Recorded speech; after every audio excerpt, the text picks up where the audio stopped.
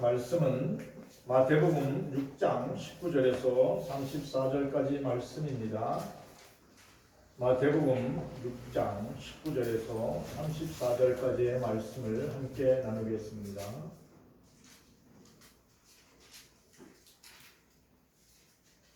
마태복음 6장 19절에서 34절까지 말씀입니다.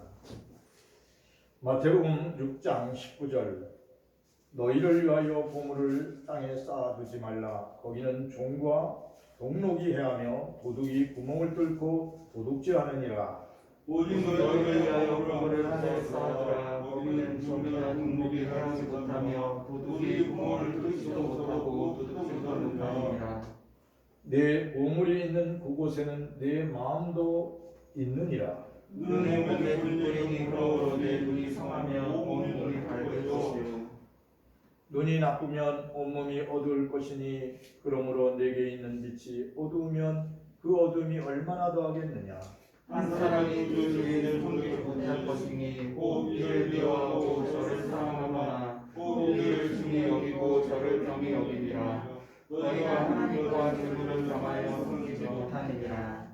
그러므로 내가 너희에게 이르노니 목숨을 위하여 무엇을 먹을까, 무엇을 마실까, 몸을 위하여 무엇을 입을까 염려하지 말라. 목숨이 음식보다 중하지 아니하며 몸이 의복보다 중하지 아니하냐. 궁중에 새려라. 씻지도 않고 벗지도 않고 창고에 모아지지도 아니하되 너희 하늘 아버지께서 기르시나니 너희는 이것보다 귀하지 아니하냐. 너희 중에 누가 염려함으로 그 길을 한 자라도 더할 수 있겠느냐. 또 너희가 제 복을 위하여 염려하느냐. 그의 백합화가 어떻게 자라는가 생각하여라. 수고도 아니하고 기술도 아니하느냐. 그러나 내가 너희에게 말하노니 솔로몬의 모든 영광으로도 입은 것이 이 꽃 하나만 갖지 못하였느니라. 오늘 내가 너희 나무에 던져지는 들돌도 하나님이 이렇게 시키시거든 하물며 너희 가보냐 믿음이 작은지라. 그러므로 염려하여 이르기를 무엇을 먹을까, 무엇을 마실까, 무엇을 입을까 하지 말라. 이는 다 이방인들이 구하는 것이라. 너희 하늘 아버지께서 이 모든 것이 너희에게 있어야 할 줄을 아시느니라. 그런즉 너희는 먼저 그의 나라와 그 일을 구하라. 그리하면 이 모든 것을 너희에게 더하시리라. 그러므로 내일 일을 위하여 염려하지 말라. 내일 일은 내일이 염려할 것이요 한날의 괴로움은 그날로 족하니라. 아멘. 찬양 208장 내 주의 나라와 찬양 올려드리겠습니다.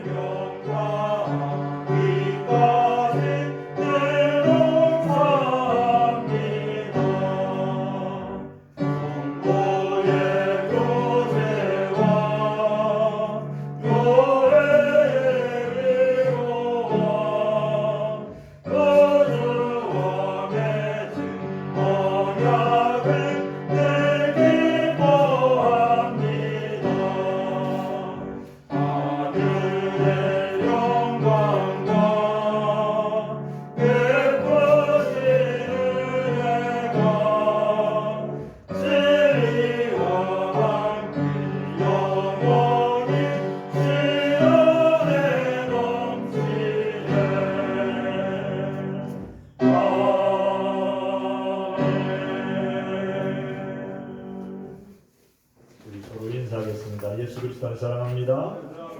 예수 그리스도 안에서 축복합니다. 오늘도 우리를 사랑하시고 주신 하나님께 모든 영광을 올려드립니다. 오늘도 이렇게 만남의 축복을 주신 하나님께 감사드립니다. 오늘은 나라와 민족을 위해 생명을 바쳐 충성했던 믿음의 선배들, 또 그분들의 신앙을 기억하며 하나님의 은혜를 함께 나누는 주일입니다. 특별히 오늘이 현충일이에요. 근데 예수님께서는 제자들에게 늘 말씀하셨어요. 하나님의 나라와 그 일을 위하여 먼저 기도하라. 하나님의 나라와 그 일을 위하여 먼저 기도하라. 그러면 이 모든 것을 너에게 다 채워주신다고 말씀하셨어요. 마태복음 6장 33절 말씀 우리 같이 읽어보겠습니다. 그런즉 너희는 먼저 그의 나라와 그의 일을 구하라. 그리하면 이 모든 것을 너에게 더하시리라. 예수님이 먼저 하나님의 나라와 그 일을 위하여 기도하라고 했어요. 그러면 이 모든 것을 너에게 다 채워주신다. 1909년 지금부터 121년 전에 출생했던 김영기 장로님, 태어난 후 1년 후에 조선이라는 나라를 한일합방으로 빼앗겼어요.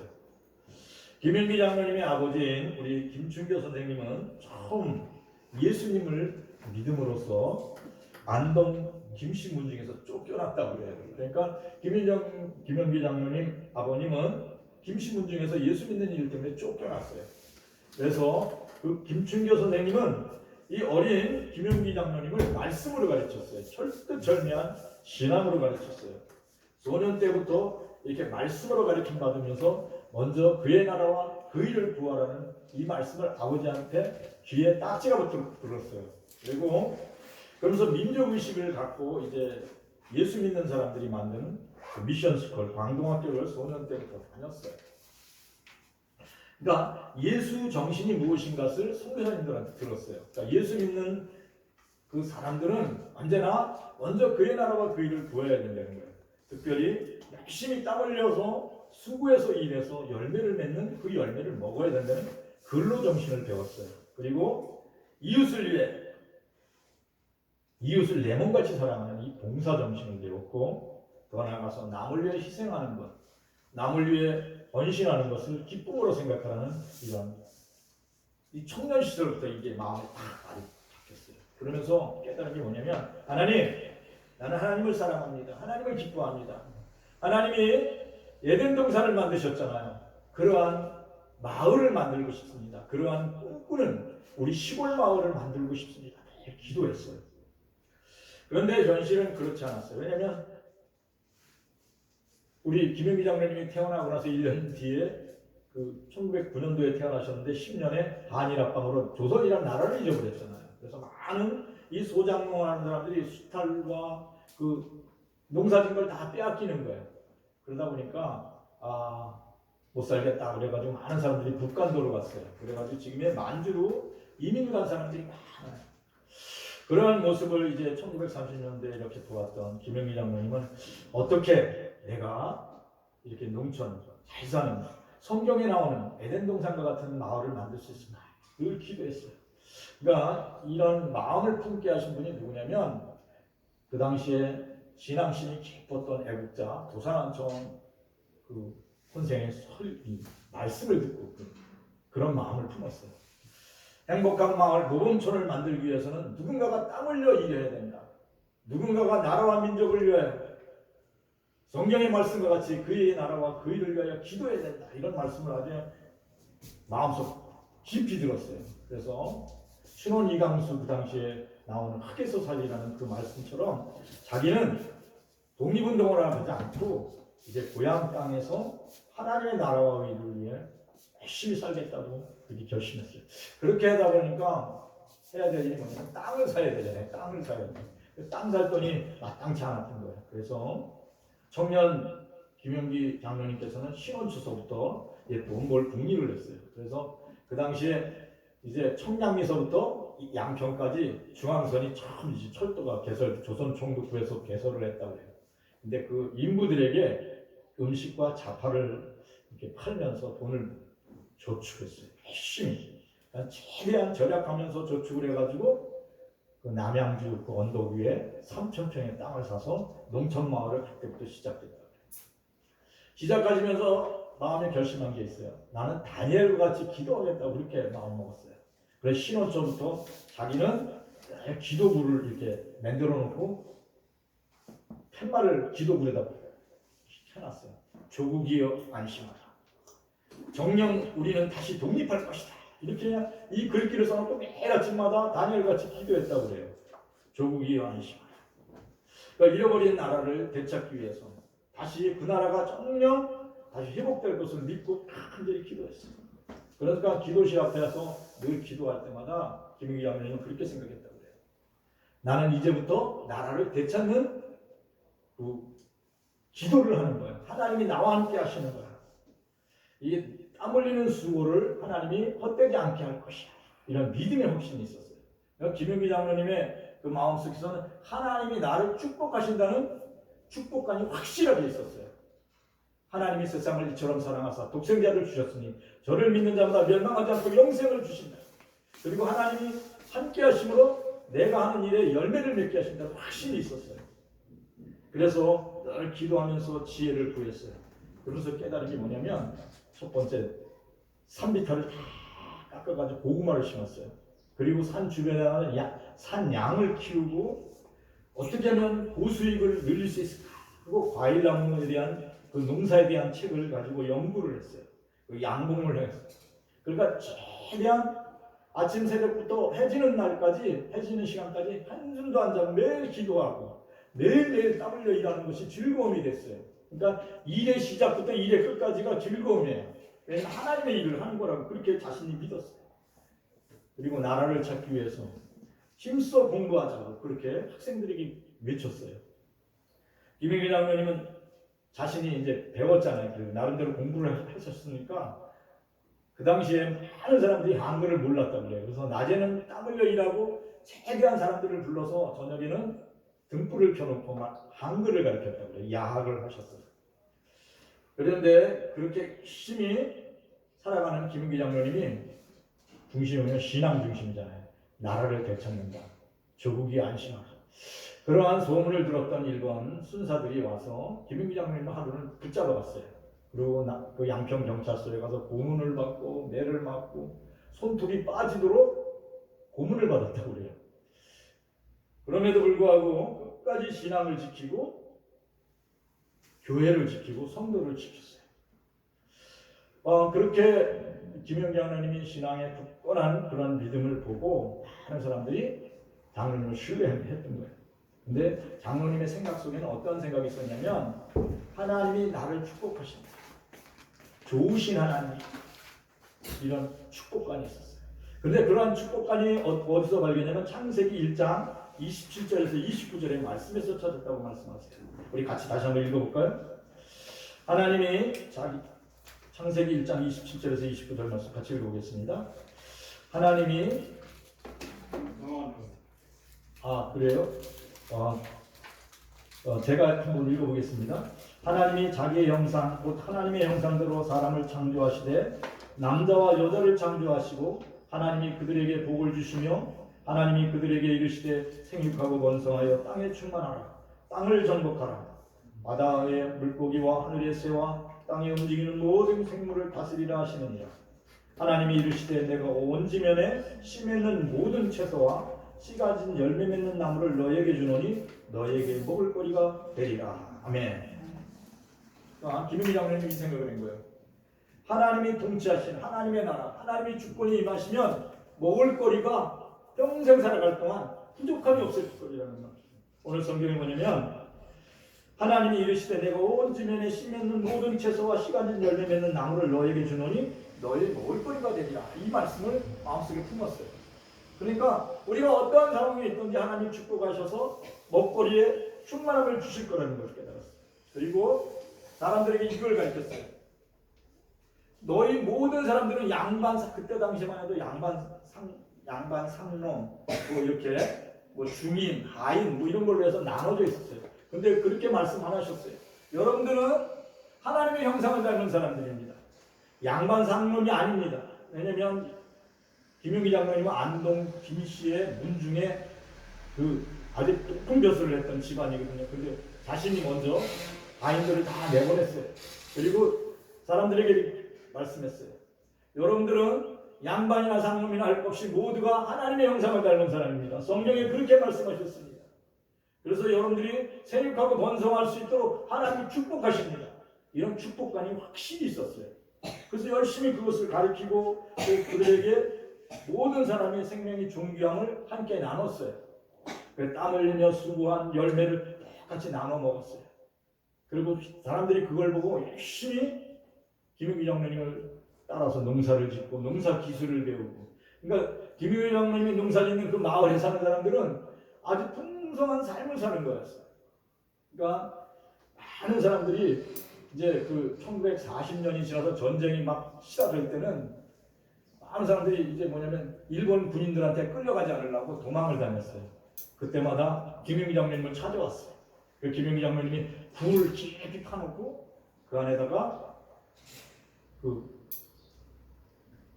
일본군한테 끌려가지 않으려고 피해온 사람들을 불 속에다 놓고 먹을 것을 몇 년 동안 공급했다고 그래요. 그래서 전쟁이 끝나는 날까지. 그게 어디에 나오죠? 그렇죠. 엘리야가 기도할 때 하나님께서 그랬어요. 하나님, 정말 나라를 사랑하는 사람, 하나님의 의를 위해서 일하는 사람은 나밖에 없어요. 하나님, 이제 세상 모든 사람들이 다 하나님을 떠나서 이사돼요. 하나님 아닌 거짓신을 섬기는 사람들만 갇혀 있습니다. 이렇게 고백할 때 하나님 뭐라고 했냐면, 그렇지 않다. 그렇지 않다. 내가 하나님을 절대적으로 신뢰하는 사람들을 남겨놨다. 그렇게 말씀하셨어요. 그런 것처럼 전쟁이 막바지에 이르자 일본 사람들이 큰 청년들을 일본군 그 전쟁으로 내보냈어요. 그럴 때 많은 청년들이 김영기 장로님이 가르쳤던 청년들이 김영기 장로님을 찾아왔어요. 그때 김영기 장로님들은 장로님은 불 속에다 그 아이들을 넣고 먹을 것을 공급했어요. 그래서 해방되는 그날까지 그들이 하나님의 나라와 그 일을 위하여 기도하는 사람으로 키운 줄 믿습니다. 1950 이제 전쟁이 그러고 나서 얼마 있다 또 전쟁이 났잖아요. 6.25 사변이 나고 나서 1954년도에 많은 사람들이 전쟁이 끝나고 나서 고립고개를 이제 이런 과정을 거쳤어요. 우리 장로님 잘 아실 거예요. 그렇죠? 그런데 전쟁이 끝나고 나서 사람들이 생활이 피폐해졌어요. 그때 1954년도에 전쟁이 끝나고 어려울 때 김영기 장로님이 이제 농촌 계몽을 운동해요. 그게 가난한 농군학교예요. 그러니까 농군들이 어떻게 하면 잘 먹고 잘 살 수 있는가를 이제 사람들한테 가르치는 거예요. 그게 첫 번째가 뭐냐면 도박하지 말자, 술 먹지 말자, 그리고 겨울에도 일하자. 이런 농촌 계몽 운동을 시작해요. 그래서 열심히 계몽 운동을 시작해서 농촌을 잘 살기 운동을 이렇게 이제 벌여요. 그리고 첫째는 뭐냐면 본인이 새벽 4시에 일어나니까 4시간 이상 일하지 않고는 안 먹는 걸로 그렇게 절약 운동을 해요. 그러한 소문을 들었던 이제 5.1 혁명이 나고 나서 박정희 대통령이 찾아왔어요. 가나안 농군학교를 견학하러 온 거예요. 가보니까 너무너무 열심히 일하는 거예요. 자기가 군대 생활한 군인들하고 생활하는 것보다 더 열심히 일하는 거예요.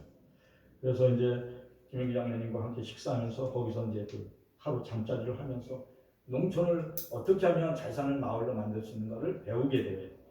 그리고 모범적으로 살아가는구나. 그리고 나서 그 후에 새마을 운동이 그 가나안 농군학교의 슬로건처럼 잘 사는 나라 만들자는 그런 운동으로 우리나라에서 그 1960년대 새로운 삶의 운동으로 번져나갔습니다.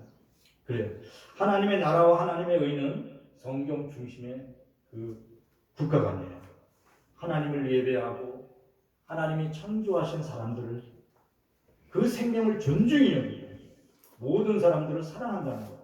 그리고 땀 흘려 수고하고 애쓰는 사람들에게는 하나님께서 복을 주셔서 먹을거리가 떨어지지 않게 한다는 것. 이것이 성경 중심의 신앙도 아니고 국가가 아닌 줄 믿습니다. 그러한 정신을 가지고 오늘 70년을 그렇게 살아왔어요. 그랬더니 우리가 어떻게 됐어요? 지금 잘 사는 나라가 된 거예요. 근데 이제부터는 어떻게 살아야 돼요? 올바르게 살아야 돼요. 마태복음, 그러면 올바르게 살려면 어떤 일을 해야 되는가? 마태복음 6장 19절에서 21절까지 말씀 같이 읽어보겠습니다. 너희를 위하여 보물을 땅에 쌓아두지 말라. 거기는 종과 동록이 해하며 도둑이 구멍을 뚫고 도둑질하느니라. 오직 너희를 위하여 보물을 하늘에 쌓아두라. 거기는 좀이나 동물이 해하지 못하며 도둑이 구멍을 뚫지 못하고 도둑질도 못하느니라. 내 보물이 있는 곳에는 내 마음이 있느니라. 아멘. 하나님의 나라와 의를 위하여 기도하는 사람은 성경 중심에 이 재물관이 있어요. 그게 뭐냐면 하나님 여호와를 온전히 믿고 온전히 예배하는 사람. 그런 사람은 보물을 어디다 쌓는다고요? 땅에다 쌓지 않고 하늘에 쌓는다고 오늘 성경은 그렇게 말씀하고 있습니다. 왜 그렇게 할 수가 있냐면 내 마음의 중심에 생각이 이제 예수님으로 바뀌었기 때문에, 예수님의 말씀이 내 마음속에 있기 때문에, 내 마음속에 성령 충만함으로 내가 하늘에 보물을 쌓는 것, 그거 도둑질에 갈 사람이 없다는 걸 믿어요. 내가 하나님 앞에 11조를 드리고 내가 하나님 앞에 헌금을 드리고 업무를 드린 것 그대로 쌓여 있다고 그렇게 믿어요. 하늘에 쌓아놓은 그 보물은 도둑하는 지라는 사람들이 와서 도둑이면서 빼가지 못한다는 거예요. 그게 뭐냐면 악한 영이 그 재물을 거두어가지 못하게 한다. 그러니까 이것이 하나님이 주시는 가치관이에요. 하늘에 보물을 쌓는 사람들은 하나님께 예배를 드리기를 기뻐해요. 왜냐하면 보물이 쌓여 있는 곳에 여러분의 마음이 가야 있기 때문에. 그러니까 여러분들이 보물을 땅에다 쌓아놓으면 매일마다 땅만 쳐다보게 돼요. 그러니까 보물을 땅에다 놓으면 예배를 못 와요. 왜 그런지 아세요? 오늘 많은 청년들이 예배를 못 오는 이유가 뭔지 알아요? 밤새도록 어젯밤에 코인을 냈어요. 계속 그냥 뭐냐면 컴퓨터 켜놓고 앉아서 도박을 했다는 얘기예요. 그 마음이 땅에 가 있어요. 증권을 했다는 거예요. 밤새도록. 그것도 외국인 주식을. 그러니까 교회를 못 오는 거예요. 아침에 일어나서 교회는. 밤새도록 그 주식 전환권만 받기 때문에. 그러니까 마음이 돈에 다 뺏겼다는 거예요. 이게 마음과 시간이 도둑질 당하는 거예요. 그래서 여러분들의 돈이 가 있는 곳에 마음이 가 있다는 거예요. 이게 더 중요합니다. 그러니까 돈을 사랑하는 사람은 돈을 따라가다 보니까 마음과 시간이 다 거기에 쏠려 들어가요. 그러니까 하나님을 잃어버리게 돼 있어요. 근데 성경적인 신앙관을 가진 사람은, 성경적인 국가관을 가진 사람은 하나님을 바라보면서 돈에 매이질 않아요. 그러니까 돈은 하나님이 주신 축복이라고 생각해요. 여러분들이 그러한 신앙관을 가질 때 하나님이 축복을 해주셔요. 그렇게 축복을 받은 사람이 한 분 계신데 1895년에 태어났던 사람이에요. 지금으로부터 125년 전에 평양에서 태어났어요. 이 사람이 유한양행을 창업하신 유일한 선생님이에요. 그러니까 유일한 선생님의 아버지였던 유기현 씨는 선교사들의 그 전도지를 받고 예수를 믿었어요. 예수님을 마음의 중심으로 모시고 그 당시에 이제 1905년도에 을사조약이 맺어질 때 나라를 위해 통곡했던 사람이에요. 양반이었거든요. 그래서 선교사님들의 이야기를 들었어요. 하나님의 나라와 그 일을 위하여 기도하라. 그러면 하나님이 조국을 되찾게 해줄 것이다. 이런 믿음을 가지고 크게 기도했어요. 그래서 그의 나라와 그 일을 기도하면서 아들을 하나 낳는데 그때 아들이 9살이에요. 그러니까 우리나라로 하는 초등학생이죠. 그때 우리 아들을 공부시켜야 되겠다. 그리고 나라를 되찾게 해야 되겠다. 그래서 선교사님들한테 9살 먹은 유일한 선생을 맡겨요. 그래서 유일한 선생은 9살에 미국을 간 거예요. 그래서 미국에 있는 성도들의 도움을 받고 초등학교, 중학교, 고등학교, 대학교를 다녀요. 거기서 공부를 하면서 철두철미한 신앙교육을 받아요. 그리고 미국에서 대학을 나와서 창업을 해요, 회사를. 그래서 미국에서 잘 나가는 회사를 만들었어요. 그런데 한국에는 너무 그 당시에 1920년도에 우리가 생활이 말이 아니었거든요. 많은 사람들이 병으로 죽고 가난으로 굶주리고 그런 소식을 듣고 내가 다시 고국으로 돌아가서 많은 사람들이 질병 가운데 있다니까 내가 약을 만들어서 그 제약회사를 거기서도 했거든요, 미국에서. 그러니까 다시 한국에 와서 유한양행을 1927년도에 창업을 해요. 그리고 많은 약을 만들어서 사람들에게 여러분 안티프라민이라고 있잖아요, 그죠? 그게 약이 아마 80년 이상 된 것 같아요. 그런 것처럼 하나님께서 그렇게 살아가는 그 유한양행을 굉장히 발전하게 해요. 그러니까 일본 사람도 말을 못하는 거예요. 왜냐면 세금 그 유일한 박사님의 그 교육 받은 그 가치 철학은 뭐냐면 돈을 많이 벌어서 세금을 잘 내는 것이 하나님 나라를 위해 일하는 거라고 생각해요. 그렇잖아요. 나라가 부강하면 사람들이 잘 살잖아요. 그러려면 어떻게 해요? 자기가 사업을 해서 세금을 열심히 내야 된다고 생각을 했어요. 이게 이제 유일한 선생님의 가치관이었어요. 그 해방이 되고 나서 이제 그 박정희 대통령이 정권을 잡았을 때 모든 회사마다 세무조사를 시작했어요. 왜냐면 어떤 사람이 세금을 떼어나갔나 했더니 유일한 박사님은 정치 기부금은 안 내요. 대신에 어떠냐면 세금을 너무 절벽에 낸 거예요. 그러니까 특별히 그 정치적인 기부금을 안 내니까 사람들이 미움을 샀잖아요. 근데 세무조사를 당했는데 세금 안 내야 될 부분도 세금을 많이 낸 거예요. 그래서 나라에서 박정희 대통령이 그 보고를 받고 훈장을 줘요. 세금 너무 잘 내서 나라를 위해 헌신했다고. 그렇게 세금을 땀 흘려 수고한 열매 중에 세금을 잘 내므로써 나라를 잘 살게 하는 것이 자기 가치관이라고 그 미국 기독교인들한테 그걸 배운 거예요. 그리고 더 나아가서 어떤 걸 배웠냐면 이 돈은 내가 지고 가는 게 아니다. 인재를 키워야지. 젊은 학생들을 무료로 공부할 수 있도록 내가 그렇게 해야지. 그래서 자기 사재를 다 들여서 지금 저기 역곡 지나서 운수리 넘어갈 때 거기 많은 몇만 평의 땅을 갖다가 학교에다 기증을 해요. 유한고등학교를 만들어요. 지금 그게 유한대학이 되었죠. 그래서 늘 이렇게 해서 돈을 나는 부끄럽지 않게 써야 되겠다. 정직하게 세금을 내고 하나님께 11조를 기쁨과 감사로 내고 모든 재산을 이제 회사를 이제 자기가 이제 70 중반이 돼서 회사를 그만두고 이제 회사를 자식들한테 남겨줘야 되잖아요. 근데 자식들한테 한 푼도 안 남겼어요. 회사를 누구한테 남겨주냐면 그 회사 직원들한테 주식을 다 놀아줬어요. 그래서 지금도 유한양행은 누구의 회사가 되냐면 직원들의 회사예요. 그러면서 쭉 자기 그 자손을 뭐라고 썼냐면 나는 돈을 신처럼 섬기지 않아요. 돈이라는 것은 재물은 사람이 사용하게 돼 있지 오직 돈 외에 유일하신 하나님만이 참 신이다 이렇게 얘기해요. 그래서 사람들이 자기가 살아오면서 느낀 걸 뭐라고 얘기했냐면 사랑하는 두 아들이 있는데 그 두 아들한테는 재산을 하나도 안 남겨줬어. 너희들은 대학을 나왔으니까 나를 받지 않냐. 그러니까 너희들 나름대로 살아가라. 지혜롭게 살아가라고 그렇게 얘기를 했어요.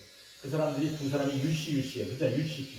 찾아보니까 유유제약이라는 게 있더라고요. 그러니까 아버지를 본받아서 재산을 하나도 상속받지 않고 자기가 아버지가 대학까지 가르쳤으니까 창업, 각자 재능을 가지고 창업을 한 거예요.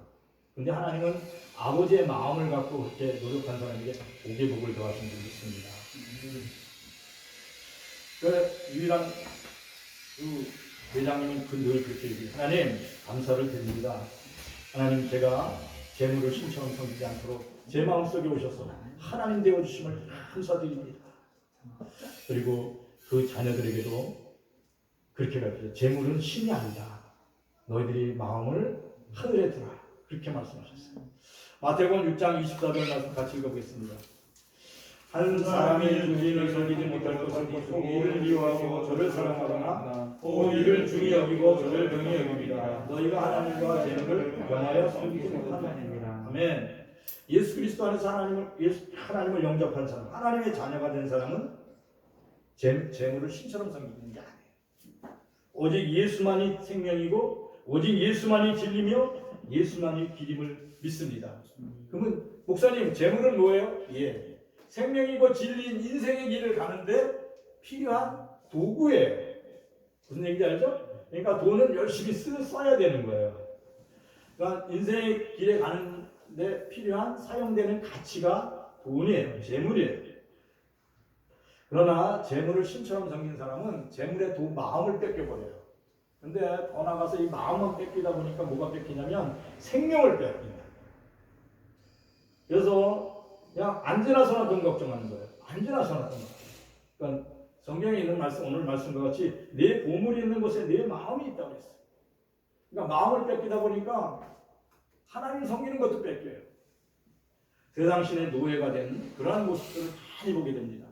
그래서 많은 사람들이 신앙생활 잘한 장로님은 또 몇백억씩 몇천억씩 갚기 때문에 근데 어느 날 보니까 감옥에 가 있어요. 왜 그랬는가 했더니 세금을 안 냈더라고요. 또 탈세를 했더라고요. 왜 그렇게 됐지? 자, 여러분 기억합니다. 그러니까 신앙적인 국가관이 확실해야 돼요. 먼저 그의 나라와 그 일을 구하라고 그랬어요. 하나님 복을 주세요. 하나님 그렇잖아요. 네가 생육하고 번성하라고 그랬어요. 지혜와 총명을 주었어요. 돈 벌 수 있는 능력을 줬어요. 그러니까 그 돈 벌 수 있는 능력과 그 모든 것들을 가지고 돈을 어떻게 써요? 돈이 신이 아니라는 것을 깨닫게 되기를 축원합니다. 돈을 신처럼 섬기게 되다 보면 하나님을 잊어버리는 인생이 돼요. 하나님이 기뻐하시지 않는 사람이 되는 줄 믿습니다. 마태복음 6장 25절에서 32절까지 말씀 우리 같이 26장 25절부터 32절까지 말씀 같이 읽어보겠습니다.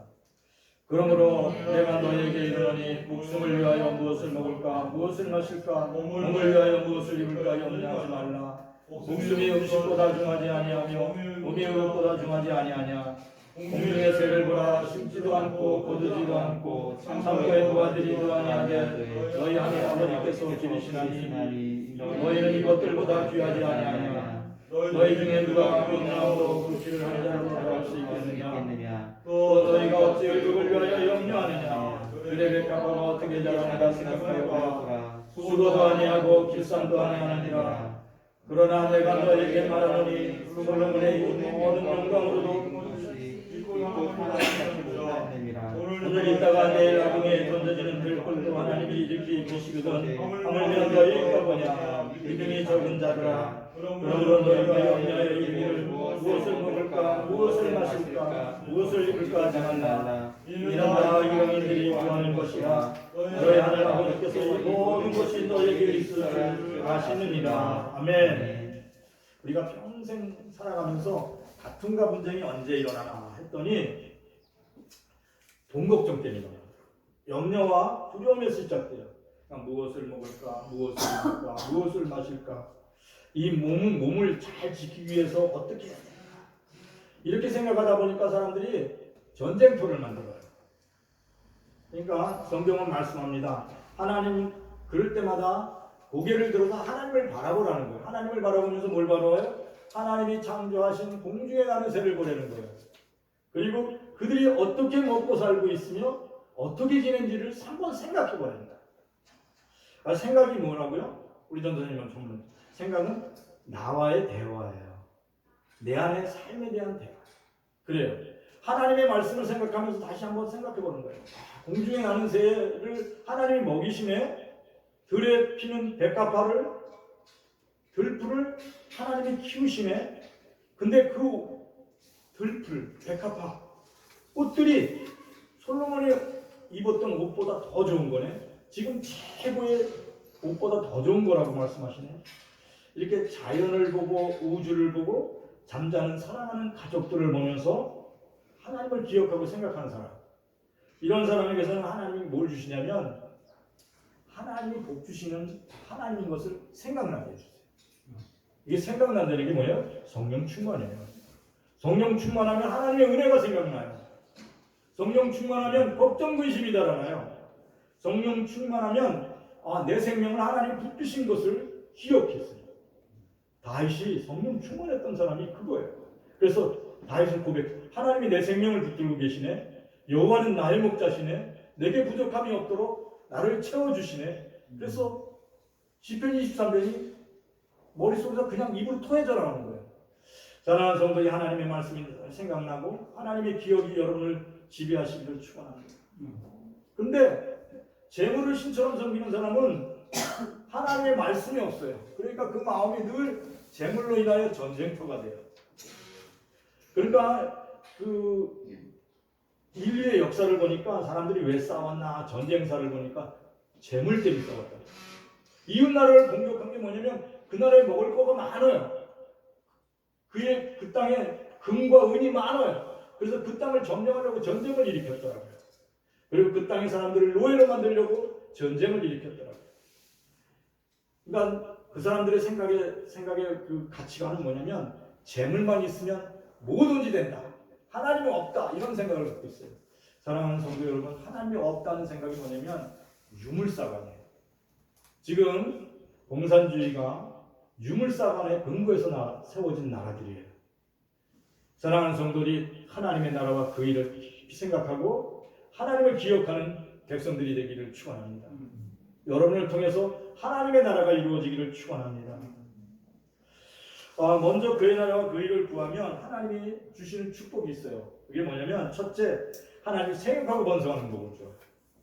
가족들을 늘려주세요. 모두 다 그런 복 받으시기를 축원합니다. 우리 태민이가 장가가서 한 사람만 낳지 말고 좀 많이 낳았으면 좋겠어요. 그래서 가족을 늘렸으면 생육하고 번성하는 행복한 가족 되기를 축원합니다. 그래요. 박윤성 권사님 동의하시나요? 네, 그래요. 우리 염지영 선생이나 염지은 선생님처럼 아주 더 축복받는 가정 되기를 축원합니다. 그래요. 생육하고 번성하는 거 하나님 축복이에요. 두 번째 받는 게 뭐냐면 땅에 살아갈 동안 우리 태민이가 살아갈 동안 하나님께서 먹거리가 떨어지지 않도록 복 주신다는 거예요. 근데 이러한 사고와 가치관을 누가 가졌냐면 김인기 장로님이나 유일한 박사님이 두 분 다 가지셨어요. 이것이 그들의 가치관이었어요. 세 번째가 뭐냐면 더 큰 축복이 뭐냐면 심령의 축복을 받은 거예요. 염려 없이 살아갈 수 있는 하나님의 기쁨을 그들이 받은 거예요. 유일한 박사님은 9살서부터 성령 충만했던 거예요. 그러니까 그의 마음속에는 땀 흘려서 공부하고 땀 흘려서 일하는 게 기쁨이었어요. 유일한 박사님은. 그러니까 늘 하나님의 나라와 그 일을 위하여 기도하는 것이 기쁨이었어요. 미국에서 한글도 잘 모르는데 영어 공부한다는 게 쉬운 게 아니에요. 적응하면서 살아간다는 게. 미국의 명문대학에 들어가서 공부하고 거기서 사업가가 된다는 게 쉬운 게 아니에요. 근데 늘 기뻤어요. 땀 흘려서 공부하고 싶으면 왜 나를 축복하신 하나님이 나를 축복합니까? 왜 그랬을까요? 성령 충만했어요. 그래서 우리 옛날에 그런 이렇게 벽에다 써놨죠. 인내는 쓰고 열매는 어떻다고요? 달다. 근데 유일한 박사나 김영기 장로님한테는 이 포스터가 이 표가 맞지 않아요. 왜냐면 어릴 때부터 인내를 담았어요. 땀 흘려 수고하는 것도 행복했어요. 그러니까 인내가 단 거예요. 인내가 쓴 게 아니에요. 그리고 열매는 더 단 거예요. 그들이 젊었을 때 땀 흘려서 일하는 게 행복이었어요. 근데 그분들이 70이 넘어서 노년이 됐을 때 더 행복했어요. 그러니까 젊었을 때 인내가 다 와요. 그러니까 자기 소질에 맞는 일을 열심히 했다는 거예요. 우리 태민이가 잘하는 일을 열심히 하세요. 하나님 그게 축복이에요. 우리 장로님의 특징이 뭔지 아세요? 어릴 때부터 땀 흘려서 일하는 걸 기쁨으로 여겼어요. 그게 축복을 주신 줄 믿습니다. 장로님은 젊었을 때 일하는 게 기쁨이었다고 해요. 열심히 일하는 게. 하나님 믿고 더 열심히. 그래요. 이게 성령 충만이에요. 우리 모두에게 그러한 축복이 임하시기를 축원합니다. 우리의 자녀들이 특별히 인내는 쓰고 열매를 단 게 아니에요. 인내도 기뻐요. 인내도 감사해요. 그것도 축복이니까. 이 가치관이 바라면 그렇게 되는 줄 믿습니다. 사랑하는 성도들이 유일한 박사님이나 김영기 장로님 같이 아이들을 믿음으로 키우시기를 축원합니다. 우리가 성령 충만함으로 생육하고 번성하는 복 받으시기를 축원합니다.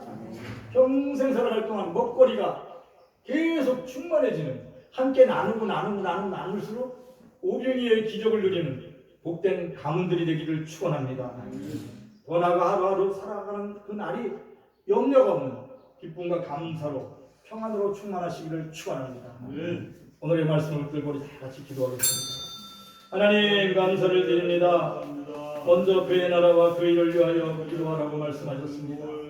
그리하면 이 모든 것을 너희에게 더하리라고 말씀하셨습니다.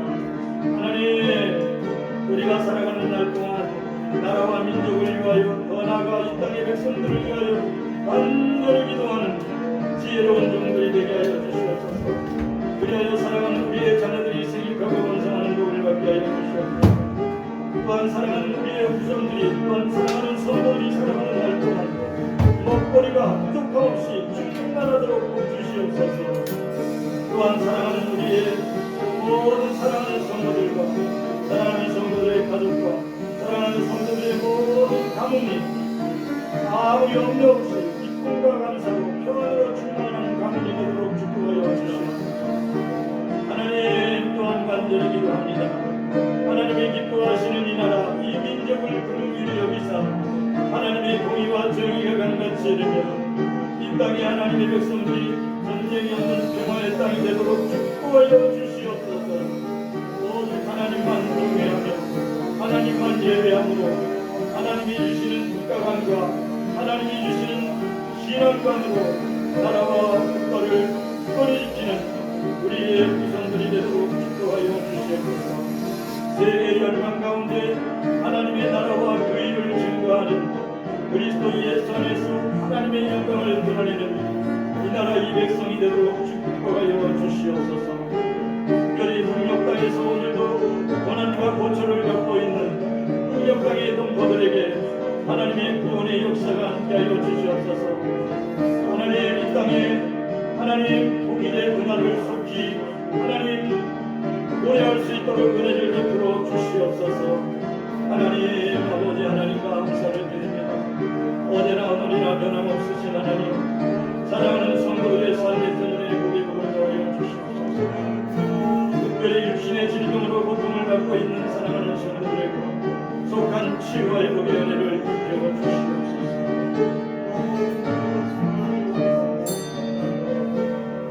하나님 감사를 드립니다. 먼저 그의 나라와 그 일을 구하라. 그리하면 이 모든 것을 너에게 더하시라고 하였습니다. 우리가 하나님 그동안은 하나님 재물을 신처럼 섬겼습니다. 하나님 그곳에 더 마음을 쏟아부었습니다. 이제는 하나님 중심의 삶을 살게 하여 주시옵소서. 오직 그리스도 예수 안에서 하나님 믿는 것이 가장 큰 기쁨인 것을 알게 하여 주시옵소서. 그리하여 믿음으로 하나님께 온전함을 보여지게 하는 지혜로운 종이 되게 하여 주시옵소서. 그리하여 하나님의 축복을 받는 가문이 되도록 축복하여 주시옵소서. 사랑하는 우리의 자녀들에게 지혜와 총명함을 더하여 주셔서 하나님의 기쁨이 되는 복된 자들이 되도록 축복하여 주시옵소서. 모든 것을 하나님께 맡기옵고 나사리 예수 그리스도의 이름으로 기도합니다. 이제는 우리 주 예수 그리스도의 은혜와 하나님 우리 아버지의 극진한 사랑과 성령의 충만하심이 사랑하는 모든 성도들에게 이제로 영원히 함께 하실지어다.